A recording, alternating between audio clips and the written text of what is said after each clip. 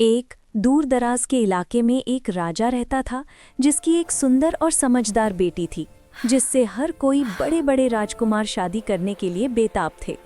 वहाँ एक दूर दराज से एक दुष्ट जादूगर आता है जिसकी इच्छा होती है कि वो राजा की बेटी से शादी करे और वो अपने जादू से उसे अपहरण करके ले जाता है।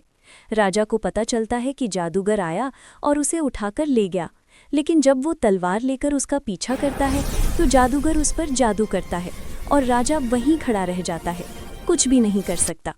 जादूगर बेटी को लेकर कहते हुए कहता है कि कोई भी उसे नहीं छुड़ा सकता। मैं इसे किसी दूर दराज किले में ले जा रहा हूँ, जिसकी हिम्मत है वो इसे वापस लेकर देख ले। राजा अगले दिन तुरंत सेना लेकर उस पर हमला करता है, लेकिन असफल होकर वापस लौट आता है।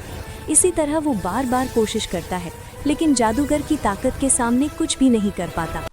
वहीं से एक गरीब चरवाहा सुनता है कि राजा बहुत परेशान है और उसकी मदद के लिए उसके मन में इच्छा पैदा होती है।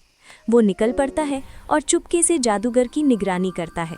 एक दिन जादूगर एक गुफा में जाता है और चरवाहा उसके पीछे जाता है।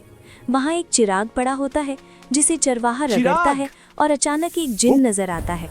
जिन चरवाहा से कहता है कि वो उसे रहस्य बताएगा कि कैसे राजकुमारी को आज़ाद किया जा सकता है, और बताता है कि किले के दरवाजे के पास एक छोटा सा पत्थर पड़ा होगा, उसे दरवाजे पर रगड़ना और दरवाज़ा खुल जाएगा।